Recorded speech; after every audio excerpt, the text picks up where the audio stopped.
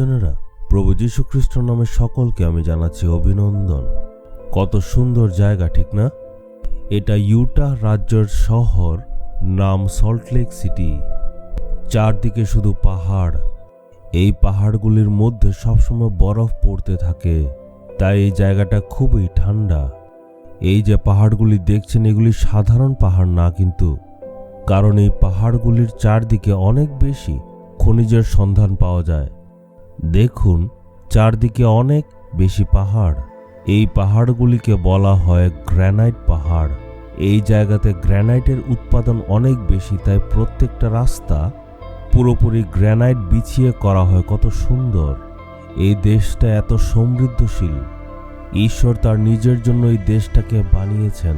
এই দেশের চারদিকে এত আশীর্বাদ, সব ঈশ্বর থেকে এসছে। প্রভুর মহিমা হোক। আজকে ঈশ্বর আমাদের জন্য কি বাক্য রেখেছেন দেখব। গীতসংহিতা 126:4 পদ। এটা হচ্ছে ঈশ্বরের এক দাসের একটা সুন্দর প্রার্থনা। হে সদাপ্রভু, আমাদের বন্দীদের ফিরিয়ে আনো, নেগেভ মরুভূমির জলধারার মতো ফিরিয়ে আনো।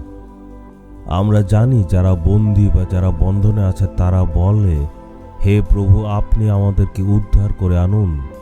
আপনিও হয়তো বন্ধনে আছেন, হয়তো আজকে দেনার বন্ধনে আছেন, বা অসুস্থতা বা দুঃখের বন্ধনে রয়েছেন, বা হয়তো নানা রকমের সংঘর্ষ আছে।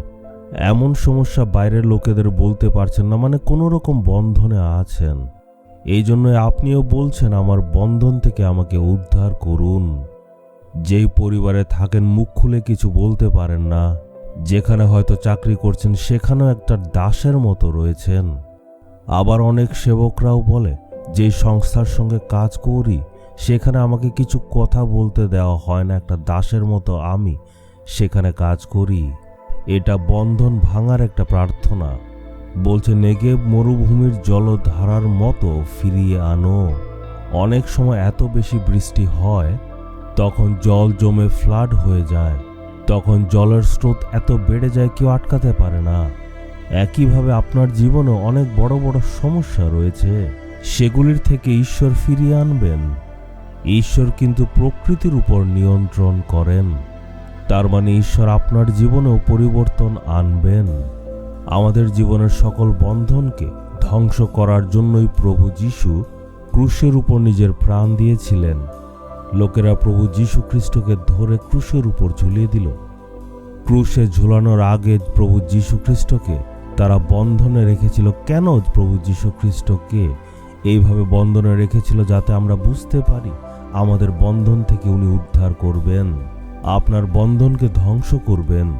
আপনিও আজকে প্রার্থনা করুন, প্রভু, বন্ধন ভেঙে দিন। মরুভূমির জলের স্রোতের মতো আমার পরিস্থিতিকে আপনি ফিরিয়ে আনুন। আজকে আপনার জীবনের বন্ধনের কথা ভাবুন, আর এটার জন্য প্রার্থনা করে আপনি বলুন, হে প্রভু, আমার জীবন থেকে এই বন্ধনটা আপনি দূর করুন। উদ্ধারের জন্য প্রার্থনা করুন, হে প্রভু, আমাকে বন্ধন থেকে উদ্ধার করার জন্য আপনি ক্রুশে মারা গিয়েছিলেন। আপনি নিজে বন্দী হয়েছিলেন, ক্রুশে সেই বন্ধনকে ধ্বংস করেছেন, বিজয়ী হয়েছেন। হে প্রভু, আমার জীবনের নানা রকম বন্ধন আছে, তাই আজকে আপনি এই সকল বন্ধনকে দূর করে দিন। আমি আনন্দে থাকতে চাই। আমার বন্ধন ভেঙে দিন আর আশীর্বাদ দিন। এই প্রার্থনা যিশুর নামে চাইলাম। Amen, amen.